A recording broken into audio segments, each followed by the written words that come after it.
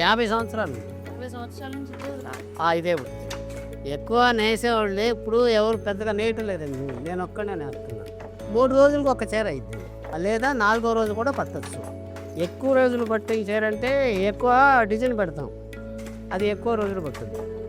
ఒక్కో చీర 15 రోజులు పడుతుంది. ఒక్కో చీర 15 రోజులు తప్పనిసరి నేస్తున్నామండి. ఇష్టం ఉండి కాదు, అవసరాలకి ఖర్చులకి డబ్బులు కావాలి కాబట్టి వాటి కోసం నేస్తున్నాం. అయితే ఇప్పుడు మాకు కూడా పిల్లలు ఈ మగ్గం దగ్గరకు రాకలు 16-17 సంవత్సరాల నుంచే దీనిలో దిగాను. అప్పటి నుంచి నేస్తానే ఉండాలి. 71 వెళ్ళింది, 2 వస్తుంది.